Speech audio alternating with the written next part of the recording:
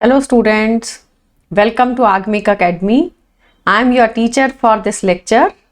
Welcome to the revision through MCQ discussion series, and we will be revising the complete concepts of the chapter through MCQs, and topic for this lecture is alkyl and aryl halides.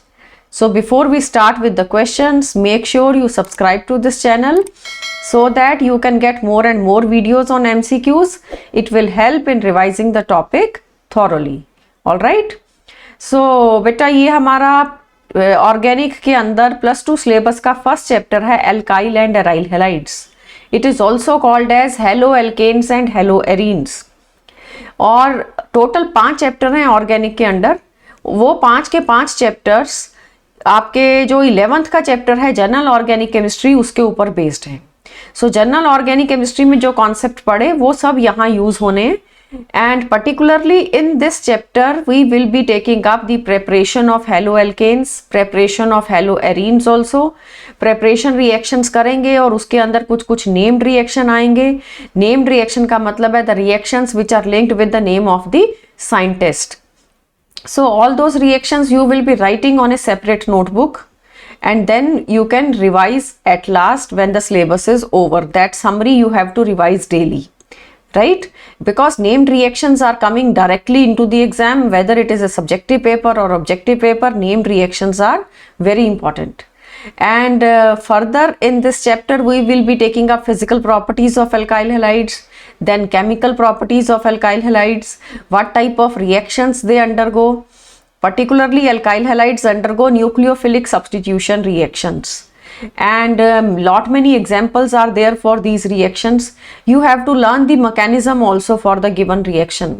It will be either SN1 or it will be SN2. I mean to say we have to learn the conditions under which SN1 will proceed, condition under which SN2 reaction will proceed, what are their intermediates, that all. And in the last part of the chapter we will be taking up aryl halides, what type of chemical reactions they undergo, and generally they don't undergo nucleophilic reactions so easily. But why? What is the reason for that? And then if they don't undergo nucleophilic substitution, then what other type of reactions do they undergo? So all these things we have to learn. All these concepts are to be revised with the help of these questions. So let's start our session with the first question. Question number 1. We are given propene. In the first question you are given propene plus HBr. The product is isopropyl bromide. ये बेटा isopropyl bromide है. आपको ये बताना है कि this reaction is nucleophilic addition और electrophilic addition और इलेक्ट्रोफिलिक सब्स्टिट्यूशन और फ्री रेडिकल एडिशन. तो किस तरह का ये रिएक्शन है, पहले हमें रिएक्शन का मैकेनिज्म देखना पड़ेगा, फिर ही आप आंसर ढूंढ सकते हो. देखो you are given propene.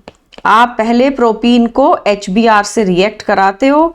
HBr से रिएक्ट करने के बाद क्या प्रोडक्ट आता है? Isopropyl bromide. Isopropyl bromide is obtained. इसको 2-ब्रोमोप्रोपेन भी कहते हैं, आइसोप्रोपाइल ब्रोमाइड भी कहते हैं. बात यह है कि कैसे आया ये प्रोडक्ट, क्या मैकेनिज्म था. कैन आई से कि ये एक एडिशन रिएक्शन है. आपके पास रिएक्टेंट में डबल बॉन्ड था, उस पे HB ऐड हो गया और Br भी ऐड हो गया, दोनों ऐड हो गए, तो एडिशन है ये. बट एडिशन हुई कैसे? देखो this reaction actually proceeds in 2 steps. First step क्या है, आप प्रोपीन को लिखोगे, उस प्रोपीन के ऊपर बेटा इलेक्ट्रोफाइल अप्रोच करता है. HBr में से जो H+ है वो इलेक्ट्रोफाइल है. इलेक्ट्रोफाइल के आने से ये पाई बॉन्ड ब्रेक करेगा and you will be getting a carbocation. Carbocation वही वाला बनाना है जो स्टेबल होता है. 1 डिग्री कार्बोकैटायन नहीं बनाया मैंने, 2 डिग्री बनाया, because 1 degree is not stable. जो स्टेबल है वही बीकर में एग्जिस्ट करेगा, right. So this is actually called as electromeric effect. Double bond का जो पाई बॉन्ड था वो ब्रेक हुआ. कब ब्रेक हुआ? जब H+ बाहर से आया तो वो ब्रेक हो गया. पाई बॉन्ड के ब्रेक होने से रिजल्ट क्या निकला है? Carbocation is produced. अब ये जो कार्बोकैटायन है ये फिर फर्दर किस में कन्वर्ट होता है? You will write this carbocation. इसके ऊपर फिर Br अटैच हो जाएगा बेटा, Br तो वही लगेगा ना जहां पे पॉजिटिव है, Br लगेगा सेंटर वाले कार्बन पे, क्योंकि सेंटर वाले कार्बन पे पॉजिटिव चार्ज है। तो ये आंसर आ गया two bromopropane. This two bromopropane is also called as isopropyl bromide. Got it? So ये एडिशन हुई, बट कैसे हुई है एडिशन? फर्स्ट स्टेप में किसने अप्रोच किया? फर्स्ट स्टेप जो था वो स्लो स्टेप था। Slow step is rate determining step. Reaction का रेट स्लो रहेगा या फास्ट रहेगा वो कौन डिसाइड करता है? Slow step.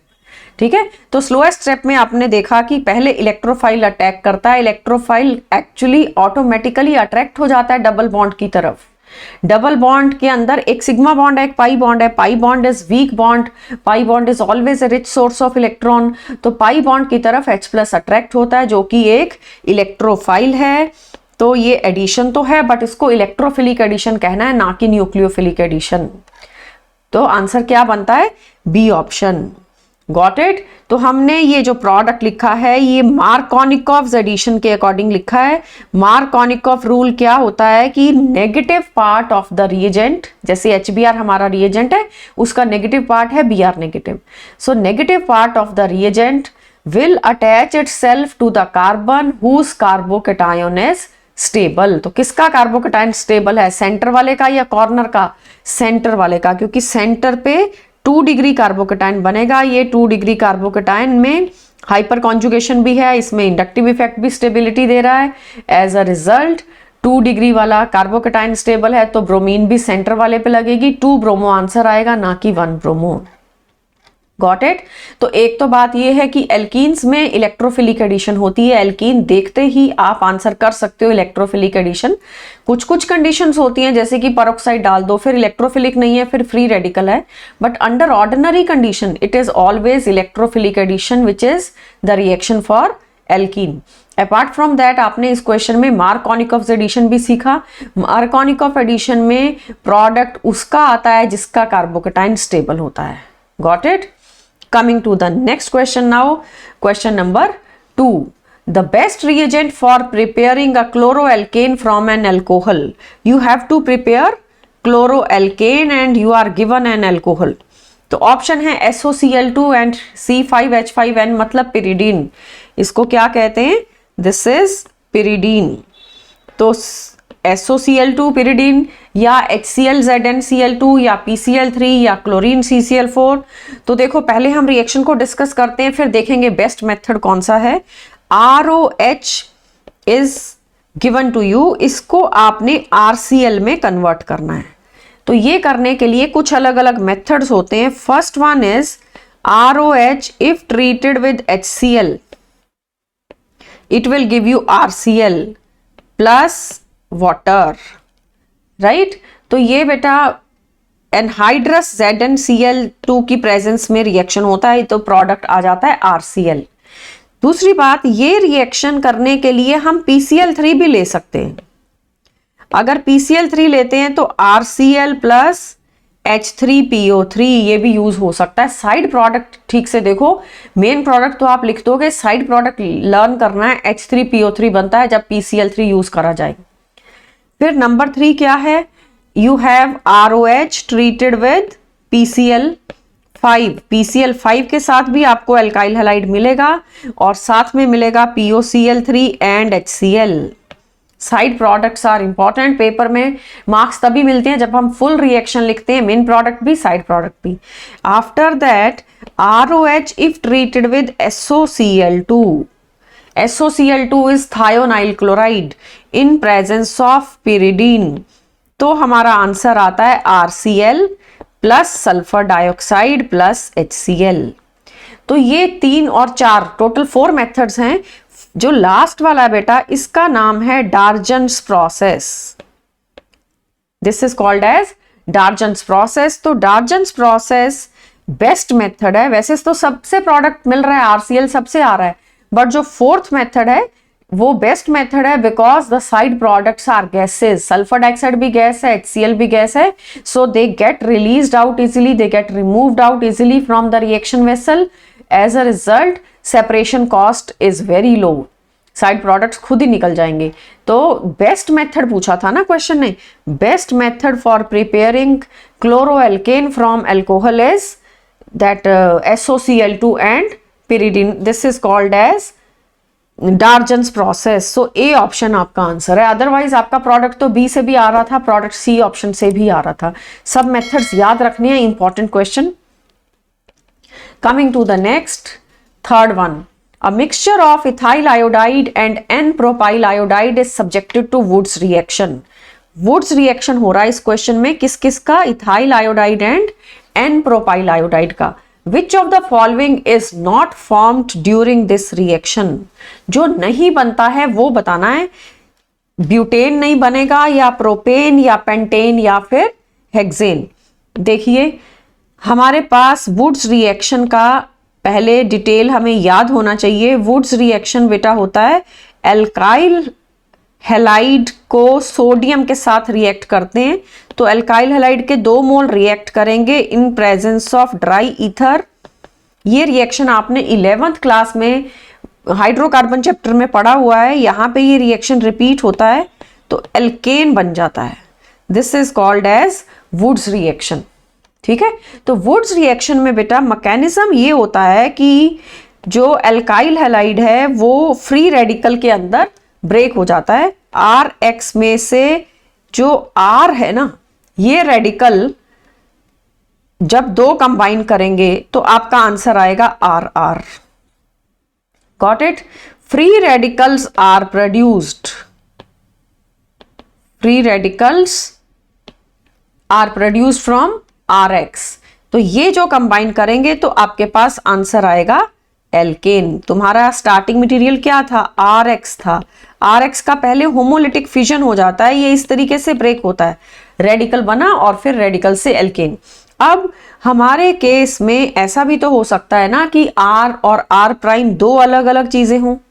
अगर R और R प्राइम 2 रेडिकल हैं तो आपका आंसर RR प्राइम आएगा। मतलब कि कौन 2 रेडिकल कोलाइड करते हैं उसके ऊपर डिपेंड करता है। हो सकता है कि 2 R रेडिकल कोलाइड करें, हो सकता है एक R और एक R प्राइम कोलाइड करे, या एक R प्राइम और दूसरा भी R प्राइम, ये भी तो कोलाइड कर सकते हैं।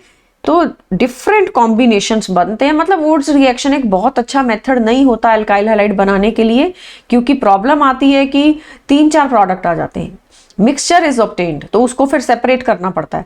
Anyway, it is not a very good method. But हमारा क्वेश्चन क्या है? क्वेश्चन ने बोला है कि आपको ethyl iodide and N propyl iodide given है, तो इनका रिएक्शन करके देखेंगे किन दोनों का। Ethyl iodide C2H5I and second one is N propyl iodide. ये मैंने N-प्रोपाइल आयोडाइड लिख दिया और हम रिएक्शन करेंगे इन presence of dry ether. Water नहीं होना चाहिए बीच में, क्योंकि सोडियम और वाटर दोनों इकट्ठे सरवाइव नहीं कर सकते हैं। आंसर ये आएगा C2H5 and then CH2 CH2 CH3। Can I call it N pentane? N pentane is the product, right. But अगर आप रिएक्शन का डिटेल देखो तो रेडिकल बनाना, पहले इथाइल रेडिकल बना, उधर से N-प्रोपाइल रेडिकल भी बन रहा है बीकर के अंदर, ये दोनों रेडिकल्स हैं। अब बेटा अगर इसके 2 कंबाइन करते हैं तो आपके पास आंसर में ब्यूटेन आ जाएगा। C2H5 के मैंने दो रेडिकल ज्वाइन कर दिए, this is butane. Got it? अगर हम इसको कराते हैं 2 यूनिट्स, इसके कंबाइन करा दें, एक है N-प्रोपाइल दूसरा भी N-प्रोपाइल, फिर तो ये बन जाएगा हेक्सेन। 3 + 3 6 कार्बन जोड़ दिए, दिस इज N-हेक्सेन। अब ऐसा भी तो हो सकता है कि जब कोलिजन होनी है तो एक इथाइल रेडिकल और दूसरा प्रोपाइल रेडिकल कोलाइड कर जाएं। ऐसा होगा तो 3 + 2 5 कार्बन का प्रोडक्ट आएगा, यू विल गेट पेंटेन। ये आपका पेंटेन आंसर, N-पेंटेन। तो कहने का मतलब हमारा क्वेश्चन का जो सिचुएशन है उसमें N-पेंटेन भी बनेगा, N-हेक्सेन भी बनेगा, ब्यूटेन भी बनेगा। ऑप्शंस को देखते हैं। ब्यूटेन तो बन गया था, प्रोपेन नहीं बना, बाकी तीनों बन गए। प्रोपेन को छोड़ के पेंटेन, हेक्सेन, ब्यूटेन सब बनेंगे। So which is not formed, question ने कहा था जो नहीं बनता है उसको मार्क करना है, so answer is B option. Got it? Coming to the next now, question number 4, NBS is a specific reagent for. NBS क्या काम करता है? ऑप्शंस है न्यूक्लियोफिलिक सब्सटीट्यूशन और इलेक्ट्रोफिलिक सब्सटीट्यूशन और एलीलिक सब्सटीट्यूशन और इलेक्ट्रोफिलिक एडिशन। देखो बेटा, NBS क्या होता है? सबसे पहली बात, NBS is a specific reagent. It is a specific reagent for carrying out allelic bromination. Allelic bromination कर देता है ये। NBS का स्ट्रक्चर देखो, N-ब्रोमोसक्सीनामाइड, ये इसके अंदर 4 कार्बन्स हैं। Can you see the 4 carbons in NBS? 1, 2, 3 and 4। NBS का फुल नेम क्या है? N-ब्रोमोसक्सीनामाइड। तो ये जो NBS है ये एलिलिक ब्रोमिनेशन करता है। एलिलिक ब्रोमिनेशन का क्या मीनिंग है? डबल बॉन्ड से नेक्स्ट कार्बन को ये ब्रोमिनेट करेगा। डबल बॉन्ड से जो नेक्स्ट कार्बन है बेटा वो ये वाला कार्बन है। डबल बॉन्ड पे कुछ ऐड नहीं होगा, एडिशन नहीं होगी, ठीक है? तो प्रोडक्ट बनेगा CH2Br and then CH double bond CH2। This is called as allyl bromide. It is called as allyl bromide, ठीक है? तो डबल बॉन्ड से नेक्स्ट कार्बन को एलिलिक कार्बन कहते हैं, याद रखना है ये। और स्पेसिफिक काम करता है NBS, एलिलिक ब्रोमिनेशन करता है। मतलब एक H रिमूव हुआ यहां से एक H मैंने हटा दिया और Br लगा दिया उसकी जगह, तो इसको हम एलिलिक ब्रोमिनेशन बोलेंगे। तो हमारा आंसर क्या बना? Allylic substitution, allylic bromination. As a result C option is the answer for the question. NBS is a reagent for allylic substitution. और एक बात याद रखो, ये जो NBS है ये बेटा फ्री रेडिकल से काम करता है। फ्री रेडिकल सब्सटीट्यूशन भी ऑप्शन में आ सकता है। कभी अगर एलिलिक सब्सटीट्यूशन नहीं लिखा है ऑप्शन में तो फिर फ्री रेडिकल सब्सटीट्यूशन आपका आंसर होगा। इसके अंदर फ्री रेडिकल बनता है। NBS का स्ट्रक्चर आपको लर्न होना चाहिए। पर्टिकुलर फिक्स काम करता है, रेगुलर एडिशन नहीं कर रहा, डबल बॉन्ड को कुछ भी नहीं कर रहा, डबल बॉन्ड से नेक्स्ट कार्बन पे substitution. Coming to the next question, which of the following alkyl halide has the maximum density? Maximum density किसका है? You are given chloride, bromide, iodide and fluoride. देखो 4 कंपाउंड हैं, सब alkyl halides हैं, तो maximum density किसकी होगी? Can I से डेंसिटी जब एल्काइल हैलाइड की हम कंसिडर करेंगे, it will depend upon the molecular mass of halogen. Density depends upon molecular mass of halogen. अगर हेलोजन बड़ा है, जैसे आयोडीन है तो डेंसिटी ज्यादा, ब्रोमीन है तो डेंसिटी कम, क्लोरीन का और कम, फ्लोरीन का और कम। दूसरी बात, density of alkyl halide also depends upon the number of halogen atoms.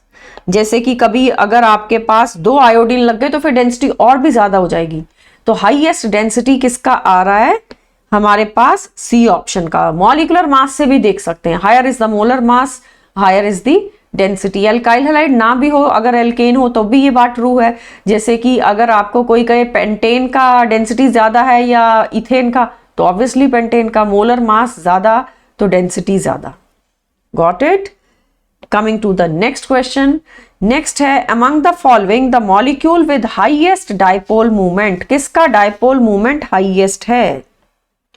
Dipole movement से बेटा हम मॉलिक्यूल का पोलैरिटी देखते हैं। Dipole movement is a measure of polarity of a molecule.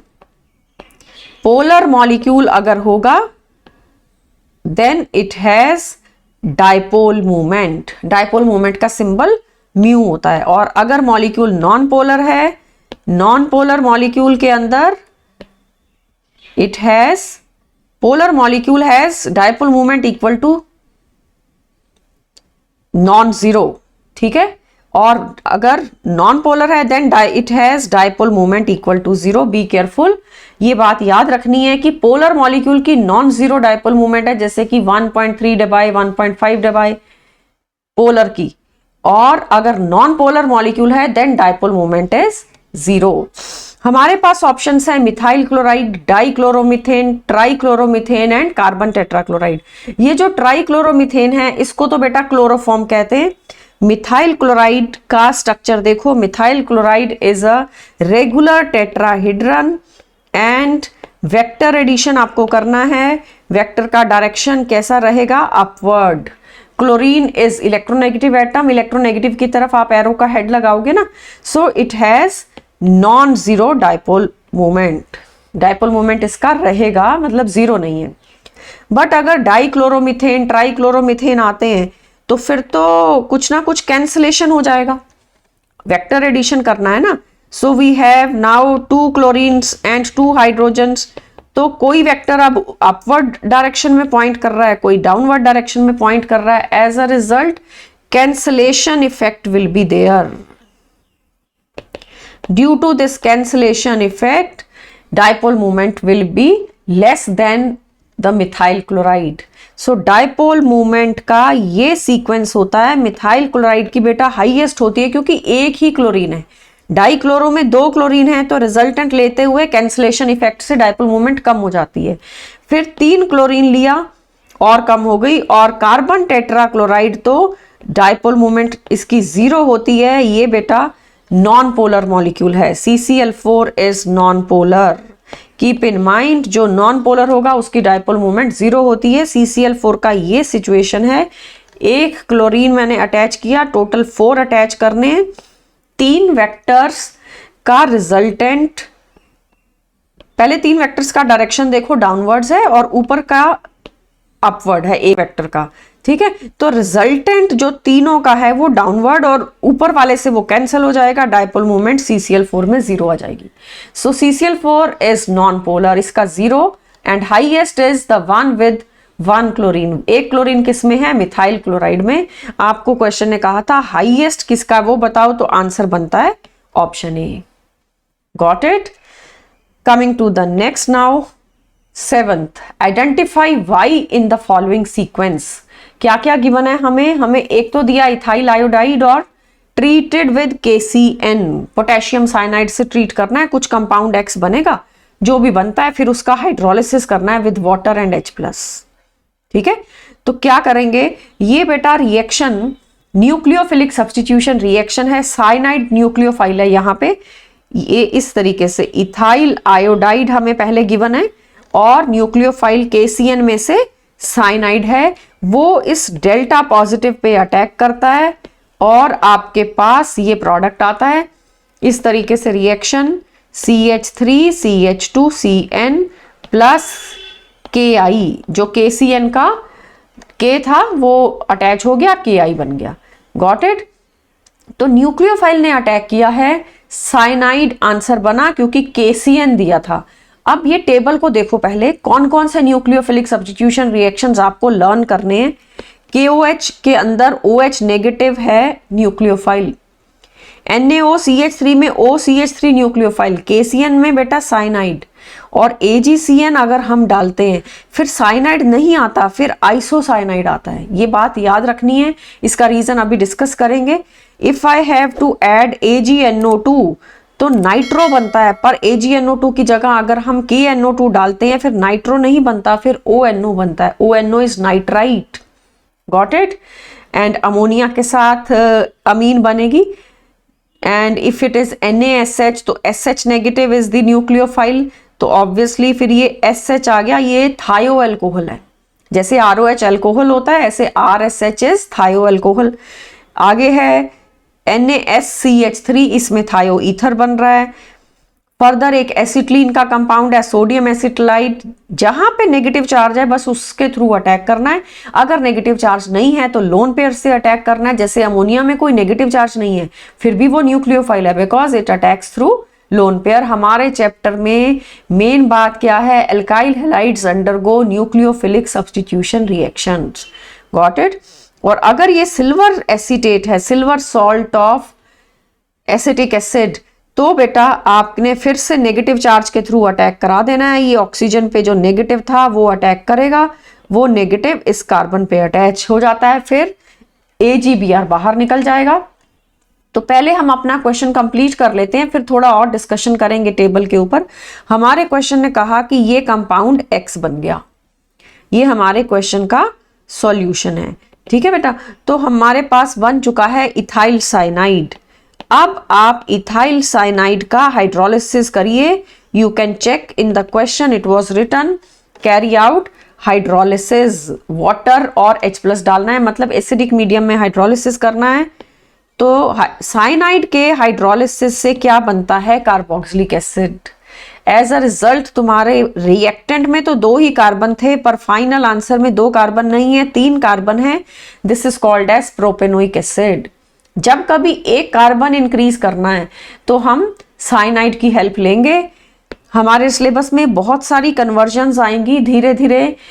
हम आपको ऐसे क्वेश्चन दिखाएंगे जिसमें compound A has to be converted to some compound X via A to B, B to C, C to D. Many reactions are carried out and you have to identify the final product. ठीक है, तो उसके लिए आपको ये याद रखना है, जब जब कभी एक कार्बन बढ़ाने की जरूरत हो तो केसीएन मेथड आपके माइंड में आना चाहिए। Got it? तो ये आपका क्वेश्चन का आंसर तो आ गया, प्रोपेनोइक एसिड। अब बात ये है, एक पॉइंट डिस्कस करेंगे कि केसीएन से साइनाइड और एजीसीएन से आइसोसाइनाइड क्यों आता है।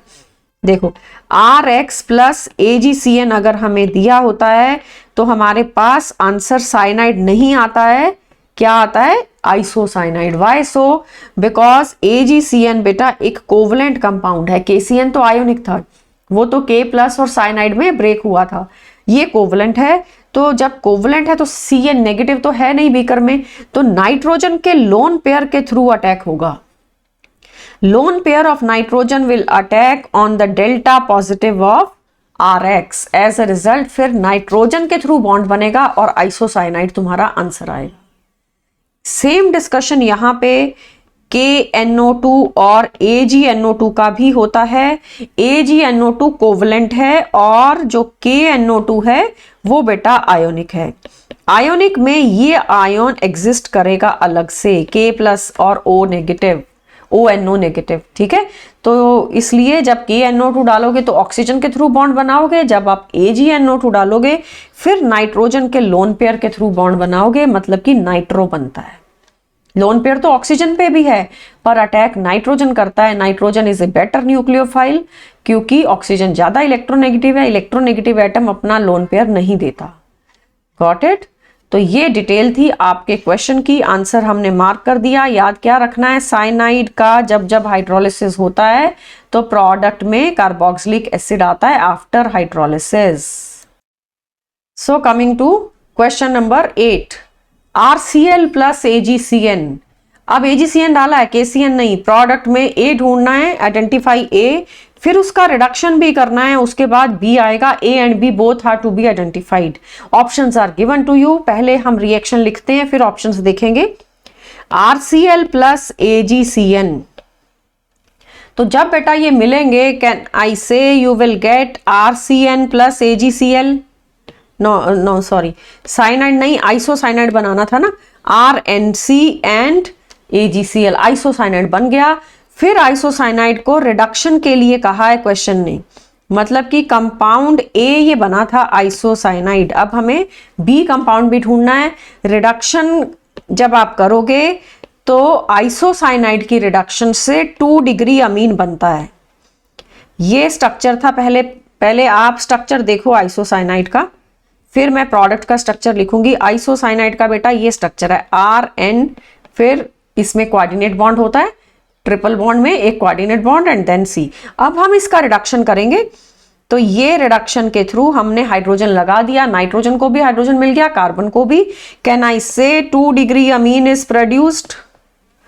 2 डिग्री अमीन बनता है जब हम आइसोसाइनाइड का रिडक्शन करते हैं। ये आपका कंपाउंड B। क्वेश्चन पे फिर से आते हैं। A कंपाउंड क्या बना था? आइसोसाइनाइड, और उसके रिडक्शन करने से क्या बना था? 2 degree amine. As a result आपके क्वेश्चन का आंसर बनता है option B। Got it? So हमें याद क्या रखना, इस क्वेश्चन में सीखने की बात क्या थी कि अगर KCN लेंगे तो साइनाइड, AgCN लेंगे तो isocyanide. Cyanide on reduction cyanide on reduction liberates 1 degree amine, keep in mind. But अगर आप आइसोसाइनाइड की रिडक्शन करोगे फिर बेटा 2 डिग्री अमीन मिलती है।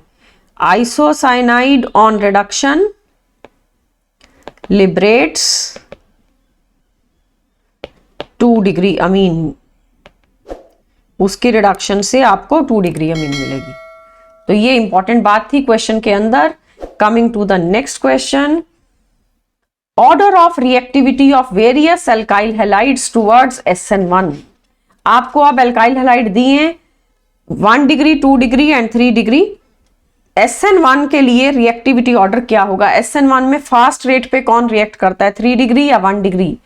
तो पहले हम टेबल देखते हैं। साइड पे जो टेबल दिया है उसमें बेटा SN1 का डिटेल देखो। SN1 is given by 3 degree at a faster rate, SN2 by 1 degree, है ना। SN1 का मतलब ही यही है, सब्सटीट्यूशन न्यूक्लियोफिलिक यूनिमोलिकुलर। 2 रिएक्टेंट है आपके रिएक्शन के पर, दोनों के ऊपर रिएक्शन का रेट नहीं डिपेंड करता, एक के ऊपर करता है, तो वो SN1 हुआ। इसी तरह RX के ऊपर रेट डिपेंड कर रहा है, जबकि SN2 में आओगे तो RX के ऊपर भी रेट कर रहा है और न्यूक्लियोफाइल की कॉन्सेंट्रेशन पे भी रेट डिपेंड करता है। न्यूक्लियोफाइल आपने अभी अभी बहुत सारे देखे थे, OH नेगेटिव था, साइनाइड था और OR नेगेटिव था, कुछ सिल्वर सॉल्ट था, सिल्वर एसिडेट लिया था, तो वो सारे न्यूक्लियोफाइल है। जहां नेगेटिव चार्ज है या लोन पेयर है वो न्यूक्लियोफाइल है। सो जो SN1 है it is a complex reaction, ये 2 स्टेप्स में होता है जबकि SN2 सिंगल स्टेप में होता है। ये टेबल ऑफ डिफरेंस बहुत इंपॉर्टेंट है आपके लिए। केमिकल काइनेटिक्स का चैप्टर हम पढ़ेंगे +2 सिलेबस में फिजिकल केमिस्ट्री के under in your next semester.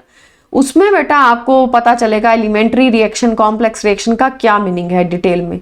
वैसे तो वर्ड से दिख ही रहा है, एलिमेंट्री वाला सिंगल स्टेप होता है, कॉम्प्लेक्स में 2 स्टेप्स, 3 स्टेप, 4 भी हो सकते हैं, राइट। तो order of reactivity is given for SN1 3 degree fast होता है, SN2 में 3 डिग्री नहीं रिएक्ट करता, लास्ट में जाएगा क्योंकि 3 डिग्री में स्टेरिक हिंड्रेंस होती है। उसके बाद polar protic solvent is required for SN1। Main बात है वाटर एक पोलर प्रोटिक सॉल्वेंट है। प्रोटिक मतलब वो सॉल्वेंट जो H+ दे सके, तो वाटर अच्छे से H+ रिलीज करता है, तो वहां पे SN1 रिएक्शंस प्रोसीड करते हैं। जबकि इधर SN2 के लिए A प्रोटिक सॉल्वेंट चाहिए। A प्रोटिक का एग्जांपल है बेंजीन, उसमें हाइड्रोजन है बट वो लिबरेट नहीं करेगा। Got it. तो low concentration of nucleophile for SN1 but for SN2 high concentration. कुछ रीअरेंजमेंट होते हैं SN1 के अंदर। क्यों? क्योंकि SN1 का इंटरमीडिएट कार्बोकेटाइन है। जहां जहां कार्बोकेटाइन इंटरमीडिएट होगा वहां रिएक्शन में रीअरेंजमेंट होंगे, प्रोडक्ट कुछ और आएगा, एक्सपेक्टेड प्रोडक्ट नहीं आएगा। तो बहुत डिटेल आप अपने ऑर्गेनिक सिलेबस में देखोगे। अभी मैं आपको SN1 SN2 का मैकेनिज्म एक बारी बताऊंगी और उसमें फिर आपका ये 5th पॉइंट भी क्लियर होगा। 5th में लिखा है कि इन्वर्जन एंड रिटेंशन दोनों होते हैं SN1 में, बट SN2 में ऐसा नहीं होता, SN2 में सिर्फ इन्वर्जन होता है। तो एक एक बात जो इस टेबल में लिखी है वो आपको क्वेश्चन फॉर्म में एग्जाम में पूछ सकते हैं। Learn carefully the mechanism for SN1। SN1 में देखो बेटा ये 2 स्टेप्स में रिएक्शन होना है। आप टर्शरी एल्काइल हैलाइड ले लो। स्टार्टिंग में मैंने ले लिया टर्शरी ब्यूटाइल ब्रोमाइड, ठीक है। इसको जब हम KOH से ट्रीट करते हैं, KOH एक्वस के साथ, तो प्रोडक्ट में आपके पास एल्कोहल बनता है और KBr साइड प्रोडक्ट। अब ये रिएक्शन कैसे प्रोसीड हो रहा है, मैकेनिज्म देखिए। मैकेनिज्म में आपको पता चलेगा कि 2 स्टेप्स में रिएक्शन होता है। पहले स्टेप में तो कार्बन क्लोरीन बॉन्ड टूट जाता है। मैंने इसका नाम RBr लिख दिया, ठीक है, मुझे ताकि इतना बड़ा स्ट्रक्चर बार बार ना लिखना पड़े, हम इसको RBr लिख लेते हैं। पहले बेटा हेट्रोलिटिक फिजन हो जाती है in your first step which is the main step, which is the slow step. मैंने कार्बन और हेलोजन का बॉन्ड को हेट्रोलिटिकली क्लीव कर दिया है, कार्बोकेटाइन बन गया।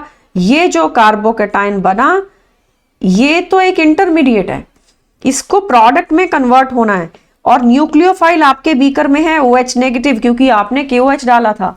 As a result ROH is your answer. Got it. तो second step is not a problem. Second step जहां पे न्यूक्लियोफाइल आ रहा है वो तो इजी रिएक्शन है, उसमें तो कोई बड़ी बात ही नहीं है, क्योंकि न्यूक्लियोफाइल पे नेगेटिव चार्ज है, कार्बोकेटाइन पे पॉजिटिव चार्ज है, वो तो अपने आप ज्वाइन हो जाएंगे। स्लो स्टेप है जो, वो रेट डिटर्मिनिंग स्टेप है, कार्बोकेटाइन फॉर्मेशन। तो अब बताओ कार्बोकेटाइन किसका स्टेबल होता है, 1 डिग्री का या 3 डिग्री का?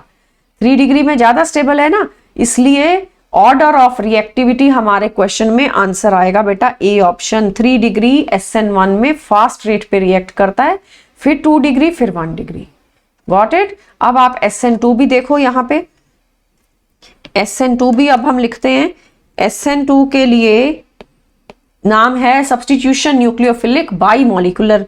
ये सिंगल स्टेप में होगा, एक ही स्टेप में इसका प्रोडक्ट आएगा।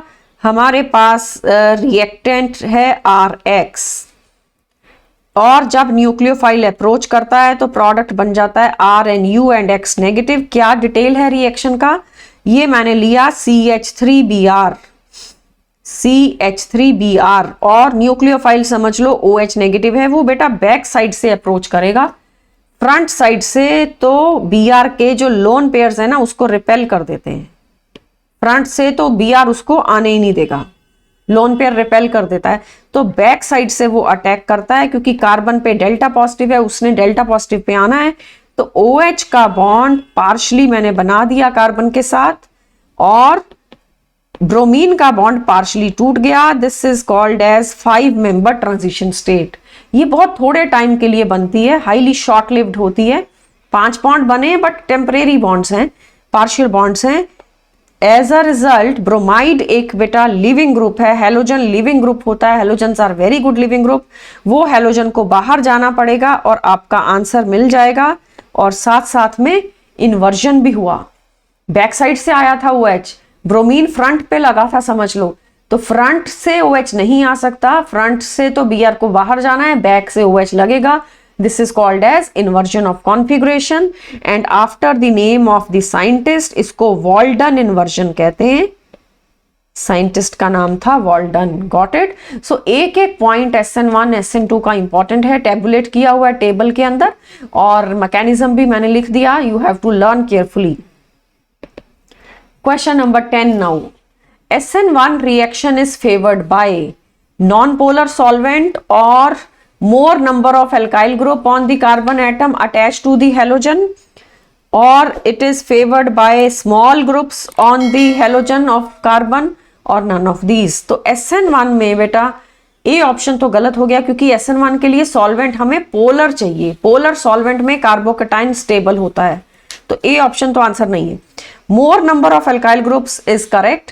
जितने ज्यादा एल्काइल ग्रुप्स होंगे, समझ लो एक R1 लगा रखा है, एक R2, R1 मतलब ले लो मिथाइल, R2 वीकेंड से इथाइल, R3 कुछ और है, या प्रोपाइल है, या कोई एरोमेटिक रिंग है, ठीक है। जितने R ग्रुप ज्यादा होंगे उतना कार्बोकेटाइन स्टेबल होगा। इसमें से जब हेट्रोलिटिक फिजन होगी तो ये कार्बोकेटाइन बनेगा, ये कार्बोकेटाइन में R ग्रुप्स इलेक्ट्रॉन रिलीज करेंगे, इलेक्ट्रॉन रिलीज करके कार्बोकेटाइन को स्टेबल बनाएंगे।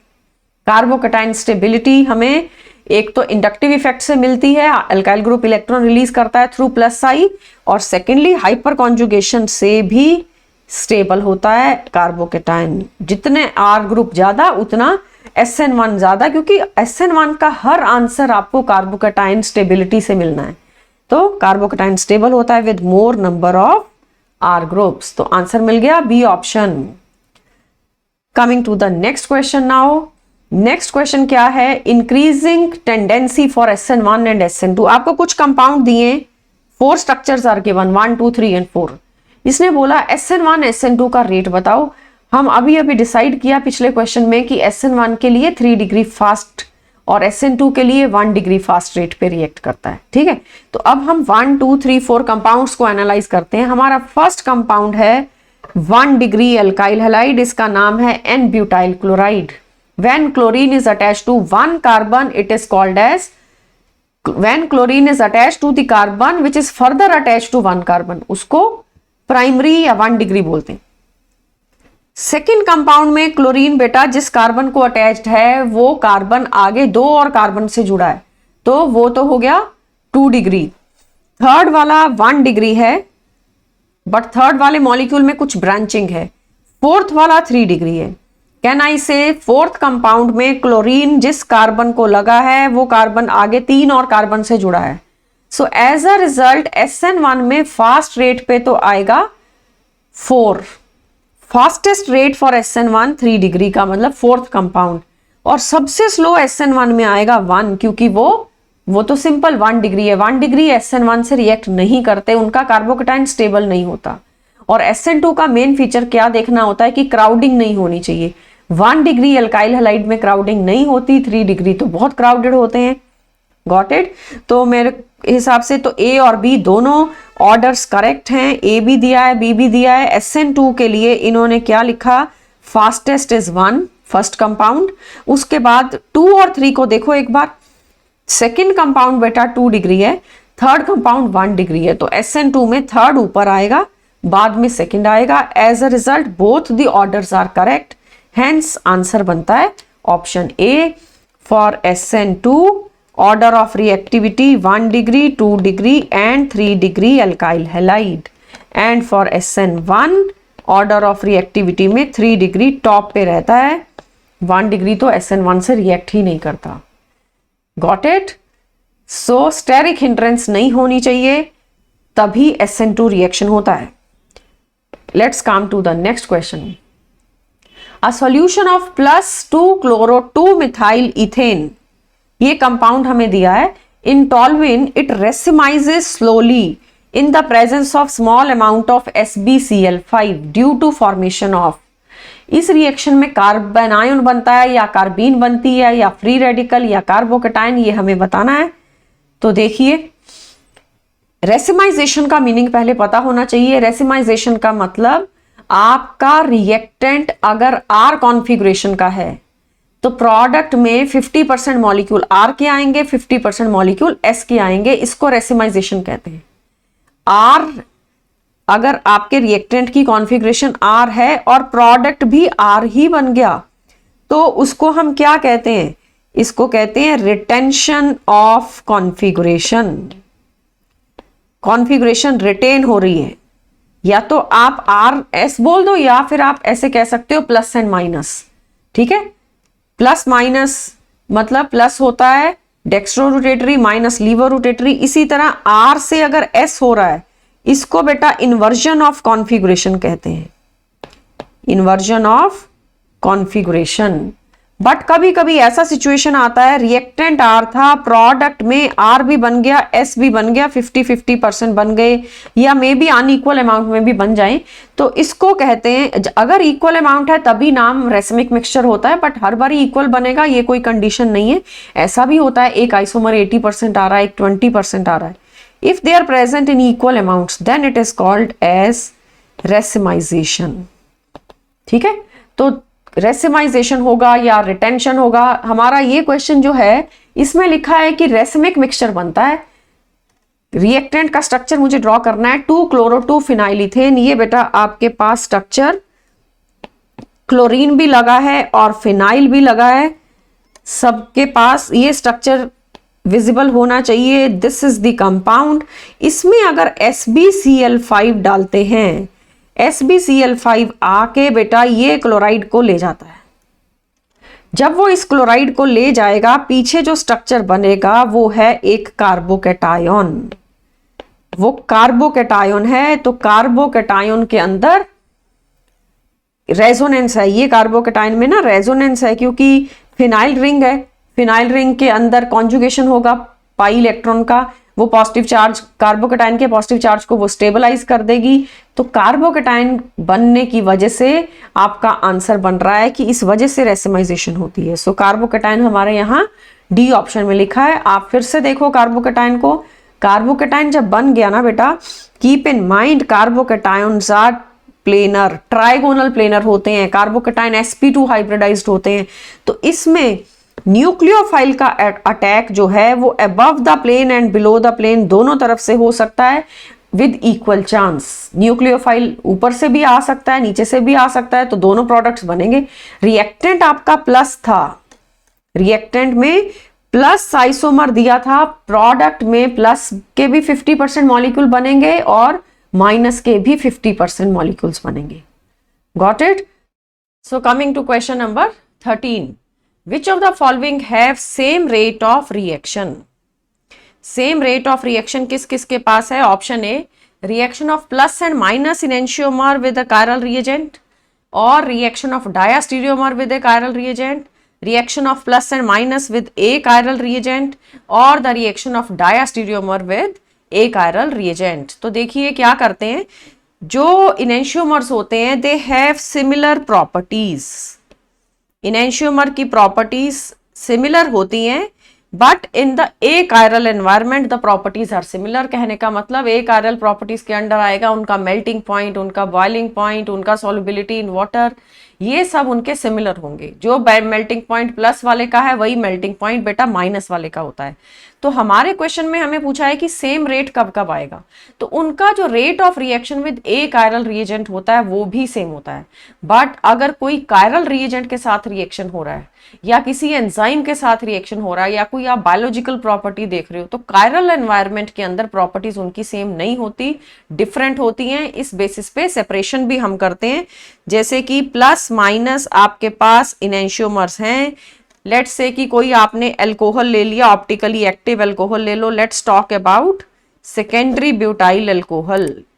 तो ये अल्कोहल को हम किसी कार्बोक्सिलिक एसिड से समझ लो रिएक्शन करा रहे हैं और रिएजेंट भी कायरल है। लेट्स से कि प्लस कार्बोक्सिलिक एसिड से आप इसका रिएक्शन कराते हो, तो अल्कोहल और कार्बोक्सिलिक एसिड के मिलने से एस्टर बनेगा and you will have plus plus diastereomer and plus minus diastereomer, दो एस्टर्स आपको मिल जाएंगे और वो एस्टर्स को हम सेपरेट करके फिर अपना ओरिजिनल कंपाउंड ले सकते हैं। इस तरह से हम इनेंशियोमर्स को सेपरेट भी करते हैं। तो इस प्रोसेस को बेटा रेजोल्यूशन कहते हैं। आपने 11th सिलेबस में भी पढ़ा है, दो इनेंशियोमर को सेपरेट करने के लिए डायास्टीरियोमर पहले बनाए जाते हैं, फिर उनके डायास्टीरियोमर्स की प्रॉपर्टीज अलग हैं, उनके मेल्टिंग पॉइंट, उनके बॉइलिंग पॉइंट, उनकी सॉल्युबिलिटी, तो हम उनको सेपरेट भी कर सकते हैं।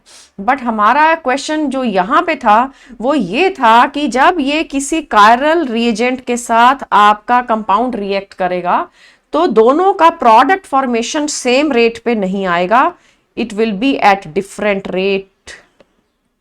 दो एस्टर बनेंगे बट जरूरी नहीं है सेम रेट पे बनेंगे। इसी तरीके से ऐसे भी होता है कि प्लस एंड माइनस दो आपके पास इनेंशियोमर हैं, दोनों को हम एंजाइम के साथ रिएक्ट कराते हैं, एक एंजाइम के साथ रिएक्ट कर रहा है और एक नहीं कर रहा।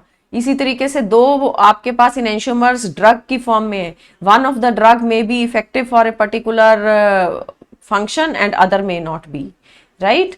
तो कहने का मतलब जब कायरल रिएजेंट होगा तो रेट ऑफ रिएक्शन डिफरेंट होता है, जब ए कायरल रिएजेंट होगा तो रेट ऑफ रिएक्शन सेम होता है। तो आंसर बेटा सी ऑप्शन बनेगा। I can mention here that enantiomers have different rate with, we can write they have different rate of reaction with chiral reagent. ये बात याद रखनी है कि रिएजेंट अगर कायरल हो गया तो एक का रिएक्शन फास्ट और एक का बहुत स्लो भी हो सकता है, but they have same rate of reaction. Rate of reaction same कब मिलेगा? With a chiral reagent. Is it okay? तो आपके पास जो दो पॉइंट्स लर्न करने के हैं हम उनको हाईलाइट कर देते हैं। कायरल रिएजेंट के साथ अगर इनेंशियोमर्स रिएक्ट करते हैं तो डिफरेंट रेट पे करेंगे, बट अगर ए कायरल के साथ रिएक्ट करते हैं तो सेम रेट पे करेंगे। ये इनेंशियोमर्स का प्रॉपर्टी होता है। आप रेजोल्यूशन का प्रोसेस फिर से देख लो। इन रेजोल्यूशन आपने पहले अल्कोहल लिया था, आपके पास समझ लो रेसिमिक मिक्सचर था, उसके बाद आपने कायरल कंपाउंड से रिएक्ट कराया। ये आपका रिएजेंट है कोई कार्बोक्सिलिक एसिड, बट वो कायरल है, उसके आर के अंदर बेटा कायरल कार्बन प्रेजेंट है। तो कार्बोक्सिलिक एसिड और अल्कोहल के मिलने से तो एस्टर ही बनेंगे, बट दो एस्टर्स बन जाएंगे ना, एक प्लस और प्लस का रिएक्शन होगा, एक प्लस और माइनस का रिएक्शन होगा। एज अ रिजल्ट आपके पास दोनों एस्टर्स तो बन गए, मतलब जो दो एस्टर बने उनको हम डायास्टीरियोमर बोलेंगे, बट ये जो डायास्टीरियोमर्स होंगे ये सेम रेट पे बनेंगे ऐसा कोई जरूरी नहीं है, क्योंकि रिएजेंट कायरल था, वो डिफरेंट रेट पे बनेंगे। एक का रिएक्शन बहुत फास्ट, एक का बहुत स्लो भी होता है। ऐसा होता है कई बार एक प्रोडक्ट सिर्फ 2% आ रहा है, दूसरा 98% आ रहा है। तो सेपरेशन करने का मेथड जो होता है एनेंशियोमर्स का, that is called as resolution. Coming back to the options, so question ने बोला था which have same rate, answer है जब एक कायरल रिएजेंट होगा तब रेट सेम होगा, अदरवाइज कायरल के अंदर रेट ऑफ रिएक्शन सेम नहीं होता। सो आंसर आपका C option, got it. Let's come to the next question. Tertiary alkyl halides are practically inert to SN2 mechanism because of. 3 degree में कभी SN2 नहीं होता, reason पूछा जा रहा है वाई। क्या रीजन इनसॉल्युबिलिटी है या इनस्टेबिलिटी है या इंडक्टिव इफेक्ट है या स्टेरिक हिंड्रेंस है? आंसर है बेटा स्टेरिक हिंड्रेंस। स्टेरिक हिंड्रेंस हो जाती है ना, ठीक है। डी ऑप्शन आपका आंसर है। 3 डिग्री में क्राउडिंग है, स्टेरिक हिंड्रेंस मतलब क्राउडिंग, एक कार्बन पे 3 बल्की ग्रुप्स लगा दिए अलग अलग, this is 3 degree alkyl halide. अब क्या प्रॉब्लम आएगी, SN2 के अंदर तो न्यूक्लियोफाइल पहले अटैक करता है, हेलोजन बाद में बाहर जाता है। क्राउडिंग होगी तो न्यूक्लियोफाइल आ ही नहीं सकता, उसकी तो ट्रांजिशन स्टेट के अंदर 5 बॉन्ड बनने हैं, पहले से ही 4 बल्की ग्रुप लगे हैं, तो 5th one can not approach. As a result due to steric hindrance SN2 जो है वो टर्शरी के अंदर नहीं हो सकता, 1 डिग्री के अंदर होता है। SN2 reactions proceed only if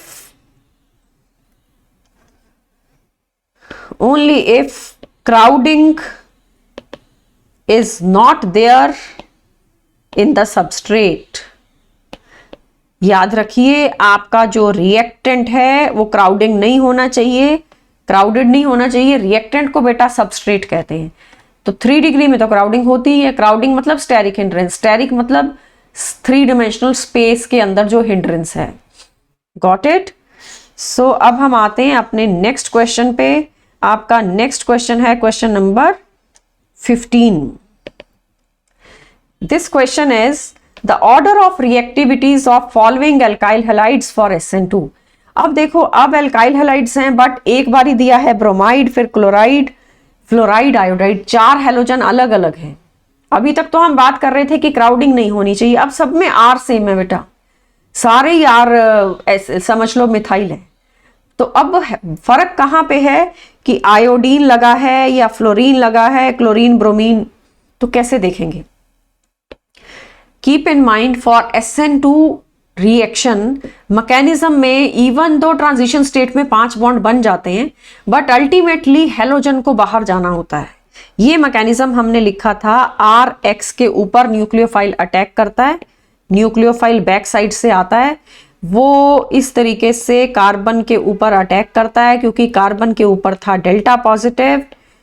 ये डेल्टा पॉजिटिव को देख के नेगेटिव चार्ज ने आके अटैक कर दिया, ये रिजल्ट निकला कि 5 बॉन्ड्स बन गए। सिंगल स्टेप में हो रहा है सब ये। अब देखो nucleophile and then carbon and then 3 hydrogens and halogen, ये अटैच कर दिए मैंने, बट ये बॉन्ड ना पार्शियल बनाना है, ये कंप्लीट फुल बॉन्ड नहीं बना सकते क्योंकि ये ट्रांजिशन स्टेट है, पार्शियल बॉन्ड्स होते हैं, ठीक है। तो जब हेलोजन बाहर जाएगा तो बॉन्ड टूटेगा कार्बन का हेलोजन के साथ, तभी तो हेलोजन बाहर जाएगा ना। This bond has to break, तभी आपको प्रोडक्ट मिलेगा। CX बॉन्ड ब्रेक होने के बाद ही आप प्रोडक्ट पे पहुंचोगे और ये प्रोडक्ट है। आपके रिएक्शन के अंदर से हेलोजन बाहर निकल गया, रिएक्टेंट में से हेलोजन गया बाहर, ठीक है। तो बेस्ट बॉन्ड तोड़ने में कौन तेज है? आयोडीन। कार्बन और आयोडीन का बॉन्ड वीक होता है, CI bond is weakest. As a result याद रखना है कि जो आयोडाइड है वो बेस्ट लिविंग ग्रुप है। लिविंग ग्रुप मतलब बाहर जाना पड़ेगा जब, तो जल्दी से लीव कौन करेगा? कौन सा halogen? Best leaving group is I negative, this is the best one. So SN2 के लिए ऑर्डर ऑफ रिएक्टिविटी में RI, फिर RBr, फिर RCl और फिर RF। याद रखना है कि बेस्ट आयोडाइड होता है, आयोडाइड का बॉन्ड जल्दी ब्रेक होता है। एज ए रिजल्ट आपका आंसर बनता है D option, iodide will move out first of all. अगर SN2 की जगह यहाँ SN1 आ जाए तब भी आंसर यही है कि आयोडाइड का बॉन्ड पहले ब्रेक होगा, तो आयोडाइड के साथ SN2 रिएक्शन भी फास्ट होता है और SN1 रिएक्शन भी फास्ट होता है। Got it? Question number 16, identify the set of reagent और reaction conditions X and Y in the following transformation. आपको ये X और Y के लिए कमेंट करना है कि X क्या बनेगा और Y क्या बनेगा। You are given some reaction. आपका रिएक्टेंट देखो बेटा, हमारा रिएक्टेंट है N propyl bromide. N propyl bromide में क्या डालें कि कुछ प्रोडक्ट आ जाए, फिर उसमें कोई और रिएजेंट डालना है Y, और बन गया आइसोप्रोपाइल ब्रोमाइड। कहने का मतलब हमें ये कन्वर्जन करनी है N propyl bromide to isopropyl bromide. तो हम क्या करेंगे, देखिए ऑप्शंस में लिखा है कि डाइल्यूट NaOH डालेंगे 20 डिग्री पे या फिर HBr डालेंगे। तो HBr तो डलेगा या NaBr डलेगा वो देखना है, और टेम्परेचर भी साथ में। किसी ऑप्शन में तो रखा है टेम्परेचर को चेक करो, यहाँ है 20 डिग्री, और किसी ऑप्शन में टेम्परेचर 80 डिग्री दे रखा है, यहाँ टेम्परेचर 0 डिग्री दे रखा है। सो इस क्वेश्चन में एक तो X और Y ढूंढने और टेम्परेचर कंडीशन साथ में बतानी है। देखिए स्टार्ट करते हैं हमारा answer. We have N propyl bromide. N propyl bromide बेटा आपको गिवन है, इसके ऊपर आप KOH डालते हो और सब्स्टिट्यूशन करते हो। इस तरह के रिएक्शन काफी हमने डिस्कस कर लिए, बट KOH की जगह अगर एल्कोहलिक KOH आ गया या फिर एल्कोहलिक NaOH आ गया, KOH या NaOH कोई फर्क नहीं है, कुछ भी ऐड करो, ठीक है। एल्कोहलिक NaOH और साथ में टेम्परेचर हाई टेम्परेचर होगा अगर, फिर सब्स्टिट्यूशन नहीं होता है। एक तो आपने एल्कोहलिक KOH डाला, एक्वस KOH नहीं डाला, दूसरा टेम्परेचर हाई रखा है, तो एलिमिनेशन हो जाती है। एलिमिनेशन रिएक्शंस ज्यादा डिटेल में हमारे सिलेबस में नहीं है, बट कम से कम ये रिएक्शन जरूर पता होना चाहिए कि एल्काइल हैलाइड में अगर एल्कोहलिक KOH डाल दिया जाए तो फिर एलिमिनेशन के बाद आंसर क्या देना। ये एक बेसिक रिएक्शन है, इसकी डिटेल फर्दर इसके अंदर के एक्सप्लेनेशंस हमें नहीं करने, बट मेन रिएक्शन सीखना है बेटा कि जिस कार्बन पे हेलोजन लगा है उसको अल्फा कार्बन कहते हैं, उससे नेक्स्ट वाले को बीटा कहते हैं। बीटा कार्बन से आप हाइड्रोजन हटा दो और अल्फा कार्बन से आप हेलोजन हटा दो, तो तुम्हारे पास आंसर आ जाएगा प्रोपीन। मैंने एक H हटा दिया है इस कार्बन से, बीटा पोजीशन के कार्बन से H हटा दिया, you are left with propene. ठीक है, तो याद रखने की बात थी, हाई टेम्परेचर पे एलिमिनेशन होती है, लो टेम्परेचर पे सब्स्टिट्यूशन होती है। उसके बाद देखो मैंने ए ऑप्शन चूज क्यों नहीं किया, क्योंकि ए में तो लिखा था एक्वस NaOH, एक्वस NaOH से तो डबल बॉन्ड नहीं आएगा, ठीक है, प्रोपीन आएगा पहले। अभी हम यहां तक पहुंच चुके हैं, ये सेंटर वाला प्रोडक्ट हमने ढूंढ लिया प्रोपीन। अब इसमें Y लिखा है, ये कंपाउंड बेटा नहीं, ये रिएजेंट का नाम X था, कंपाउंड का नहीं। क्वेश्चन ने प्रोडक्ट का नाम X नहीं बोला था, रिएजेंट का नाम बोला था X। अब क्या करना है, इस प्रोपीन के ऊपर अब हम कुछ और रिएजेंट डालेंगे, उस रिएजेंट का नाम है Y। तो आपके पास आइसोप्रोपाइल ब्रोमाइड आना चाहिए, तो अब बेटा HBr ऐड कर दिया जाएगा।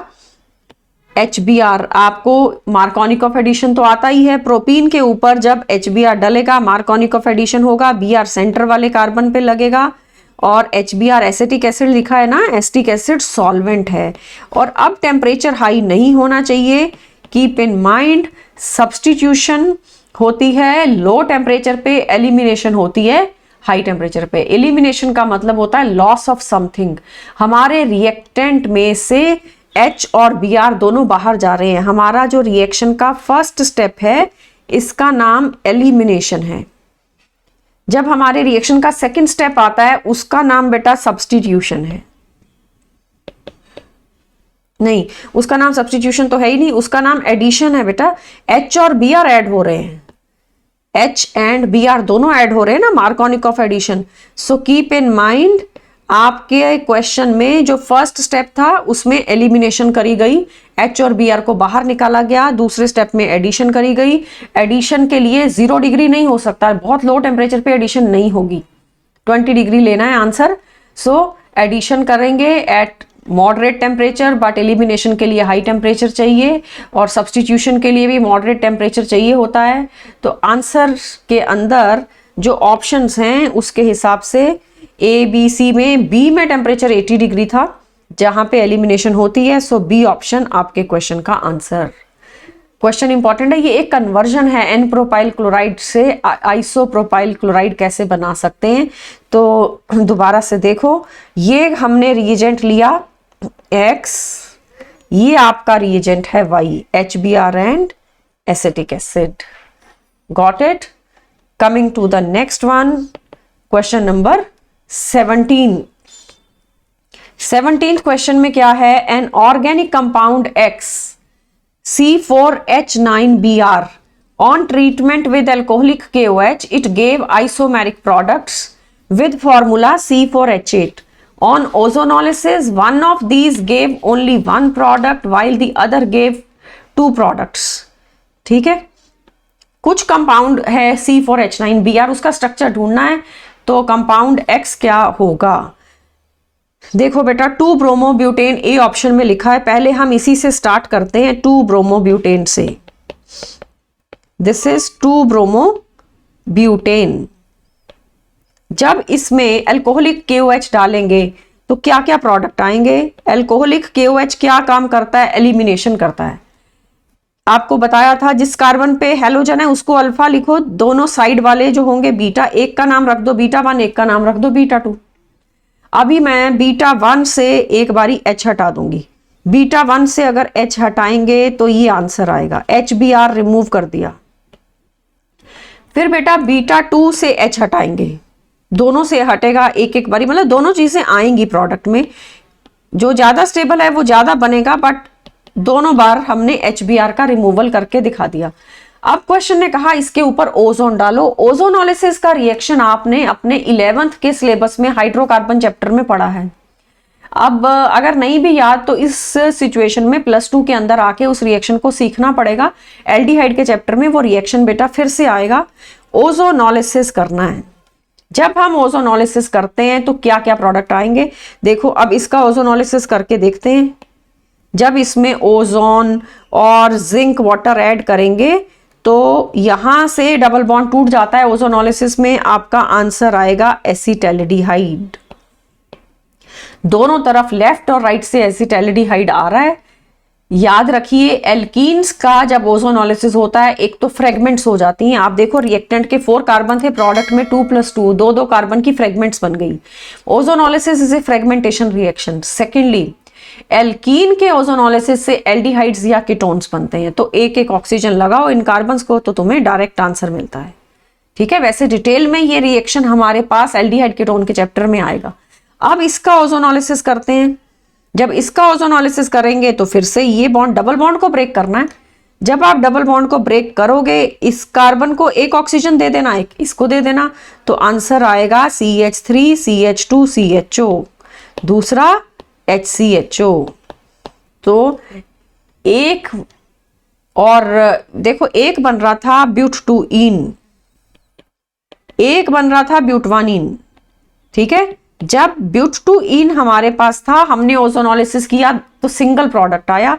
उसके 2 मॉलिक्यूल आए बट प्रोडक्ट तो एक ही था ना। इसका नाम क्या है? एसिटैल्डिहाइड। एसिटैल्डिहाइड के 2 मॉलिक्यूल्स और दूसरी तरफ 2 प्रोडक्ट आते हैं। एक का नाम है प्रोपेनैल्डिहाइड, मतलब propanal, and other one is methanal. Got it? तो इस तरीके से एल्काइल हैलाइड में ऐसे क्वेश्चंस आपको आ सकते हैं। क्वेश्चन ने कहा था जब ओजोनोलिसिस करते हैं एक बारी तो 1 प्रोडक्ट सिंगल प्रोडक्ट एसिटैल्डिहाइड और दूसरी बारी 2 डिफरेंट प्रोडक्ट्स। तो कौन कौन से 2 डिफरेंट प्रोडक्ट्स हमें मिले? एक हमें मिला प्रोपेनल, एक हमें मिला है मीथेनल। Got it? सो हमारा जो क्वेश्चन था 17, इसका आंसर बनता है बेटा ए ऑप्शन 2 ब्रोमोब्यूटेन के साथ हमारे को ए ऑप्शन में ही आंसर मिल गया, आगे फर्दर ट्राई करने की जरूरत ही नहीं पड़ी है, आप कर भी सकते हो, वहां पे इस तरह की सिचुएशन नहीं बनेगी। Coming to the next question now, ethylidene dichloride can be prepared by the addition of HCl on. Question number 18 में एक रिएक्टेंट दिया है इथाइलिडीन डाइक्लोराइड, स्ट्रक्चर भी गिवन है, साइड पे स्ट्रक्चर भी दे दिया। इसका किसके साथ कराना है? क्वेश्चन ने कहा it can be prepared by the addition of HCl on. इसका प्रेपरेशन बताना है कि ये कैसे बनेगा, हम किस मॉलिक्यूल के ऊपर HCl डालें और ये आंसर आ जाए, ये आपका क्वेश्चन है। देखो बेटा, ये हम स्टार्ट करते हैं ट्रिपल बॉन्ड से। रिएक्टेंट मैंने ले लिया, ए ऑप्शन तो हो ही नहीं सकता, उसमें इथेन लिखा है, इथेन में तो सारे सिंगल बॉन्ड होते हैं, एडिशन कैसे होगी सिंगल बॉन्ड पे? एल्केन पे कोई एडिशन नहीं होती। बी ऑप्शन भी मैंने नहीं लिया क्योंकि उसमें इथीन दिया, इथीन में 1 डबल बॉन्ड होता है, हमें तो 2 हेलोजन जोड़ने हैं। तो हम क्या करेंगे, पहले इस पे HCl डालेंगे, HCl डालेंगे तो मैंने एडिशन कर दिया है। एडिशन में एक कार्बन को H लगा दिया, एक कार्बन को Cl लगा दिया, सिंपल था। उसके बाद फर्दर एक और HCl डलेगा। जब सेकेंड HCl डलेगा तो वहीं पे क्लोरीन लगेगा जहां पहले से क्लोरीन है, क्योंकि उसका कार्बोकेटाइन स्टेबल होगा। This is the point to be learned. एक कार्बन जहां Cl पहले था वहीं पे दोबारा Cl लगा दिया मैंने, क्योंकि इंटरमीडिएट मार्कोनिकॉफ एडिशन हमने पढ़ा था कि वो वाला प्रोडक्ट बनता है जिसका कार्बोकेटाइन स्टेबल होता है।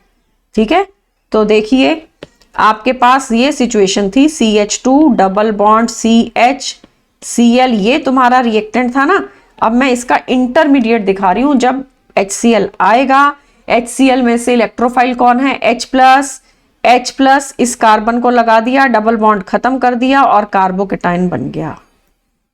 देखो मैंने पॉजिटिव चार्ज कहां लगाया है, जिस कार्बन पे क्लोरीन था वहीं पॉजिटिव लगाया है। क्यों? क्योंकि क्लोरीन बेटा अपने लोन पेयर के थ्रू इसको स्टेबलाइज करेगी, इसकी डेफिशिएंसी को खत्म करेगी through resonance. Got it? As a result ये एक स्टेबल कार्बोकेटायन है, इसलिए जहां Cl पहले था उसी का कार्बोकेटायन स्टेबल है, उसी के ऊपर दूसरा क्लोरीन लगेगा। दूसरे क्लोरीन ने तो वहां लगना है जहां पॉजिटिव चार्ज स्टेबल है। तो ये मैंने आपको रिएक्शन का इंटरमीडिएट दिखाया है। इंटरमीडिएट पे भी कभी कभी टिक करना पड़ता है। ऐसा भी क्वेश्चन आता है कि प्रोडक्ट, अभी तो प्रोडक्ट तुम्हें पूछा गया है ना, कभी कभी प्रोडक्ट नहीं पूछते हैं, प्रोडक्ट आपको दे दिया जाता है, आपको कहते हैं आप इंटरमीडिएट बताओ, तो फिर कौन सा स्टेबल कार्बोकेटायन है। सो दोबारा देखो, ट्रिपल बॉन्ड आपके पास है, ट्रिपल बॉन्ड में आपने HCl एक बार ही डाला, फिर दूसरी बार डाला, दूसरी बार डालते हुए क्लोरीन कहाँ लगाना है ये सीखने की बात है। प्रोडक्ट का नाम है इथाइलिडीन डाइक्लोराइड। आपका आंसर आ रहा है option C. Let's come to the next question, 19th। Grignard reagent is prepared by the reaction between. Grignard reagent बनाना है, किस किस के बीच में रिएक्शन होगा? Zinc and alkyl halide, magnesium and this alkyl halide. Grignard reagent बेटा क्या होता है? RMgX। RMgX को क्या कहते हैं? Grignard's reagent. ठीक है, तो इसका प्रेपरेशन के लिए हम RX के अंदर मैग्नीशियम डालते हैं, मैग्नीशियम का रिएक्शन करा जाता है in presence of ether as a solvent. Water नहीं होना चाहिए, जब जब ग्रिग्नार्ड रिएक्शंस हो वाटर बीच में नहीं आना चाहिए। Grignard reagent is not at all stable in water. Got it? So RMgX का प्रिपरेशन सिंपल है, दो चीजों को मिक्स करना है इन ईथर, एंड ऑप्शन बना magnesium and alkyl halide. As a result, B option answer. Preparation of Grignard's reagent. Grignard reagent is a very useful intermediate in organic reactions. आपको हर chapter में मिलेगा ये, अल्कोहल के chapter में, aldehyde ketone के chapter में, carboxylic acid में, very useful compound. Coming to the next question, number 20. Simple question now. Identify Z in the following series. देखो धीरे धीरे ऐसे क्वेश्चन आएंगे जहां A to B, B to C, C to D, आपको sequence of reaction दिया है, बीच बीच में क्वेश्चन मार्क है, जैसे यहाँ X ढूंढना है और Y क्या है, Z क्या है। तो इस क्वेश्चन ने कहा कि find out Z। Ethyl iodide plus alcoholic KOH। Let's start writing the reaction. Ethyl iodide में अगर एल्कोहलिक KOH डालते हैं, एल्कोहलिक KOH एडिशन नहीं करता, सब्स्टिट्यूशन नहीं करता, एलिमिनेशन करता है। एलिमिनेशन होता है लॉस, रिमूवल, ठीक है। एक तो आपके मॉलिक्यूल में से आयोडीन बाहर गया और हाइड्रोजन भी बाहर निकल गया, ठीक है। ये आ गया प्रोपीन, एल्कोहलिक KOH डालने से प्रोपीन आया। अब क्वेश्चन ने बोला आप ब्रोमीन डालो, ब्रोमीन डालेंगे जब कुछ बनेगा फिर हम KCN डालेंगे। तो अब हम इसमें Br2 डालते हैं। दिस वॉज, इसका सिंबल क्या था, X। ये कंपाउंड बेटा X बन गया। अब Br2 डालो तो फिर आपको Y मिलेगा। एडिशन कर देंगे डबल बॉन्ड के ऊपर। डबल बॉन्ड पे जब एडिशन होगी तो आपका कंपाउंड बन जाएगा dibromide. Both the halogens have added across the double bond. ये डाइब्रोमाइड बन गया, डाइब्रोमाइड है Y। अब क्वेश्चन पे आते हैं। क्वेश्चन ने फिर बोला अब आप KCN ऐड करिए। KCN ऐड करेंगे तो सब्स्टिट्यूशन हो जाएगी, ब्रोमाइड विल बी रिप्लेस्ड। दो ब्रोमाइड हैं, दोनों ब्रोमाइड को आप रिप्लेस कर दोगे, दोनों जगह पे साइनाइड लग जाएगा, CH2 एंड साइनाइड्स, ठीक है। ये कंपाउंड बना Z। क्वेश्चन ने कहा था find out Z। As a result answer बनता है ऑप्शन बी, राइट। तो एल्काइल हैलाइड से शुरू किया और डाई साइनाइड बन गया है। साइनाइड्स को IUPAC में नाइट्राइल कहते हैं, कीप इन माइंड। कभी कभी नॉमेनक्लेचर पे भी क्वेश्चन आ जाता है। So that is all about the chapter of alkyl halide. In the next video we will have questions on aryl halide. Aryl halide के concept हम revise करेंगे and till the time we meet in the next video, keep practicing, keep revising the concepts of substitutions, SN1, SN2, preparation reactions, and write down the named reaction in a separate notebook. That is all for this lecture, and make sure you are subscribing to this channel so that you can get more videos for more practice of questions. Got it? Thank you and bye bye.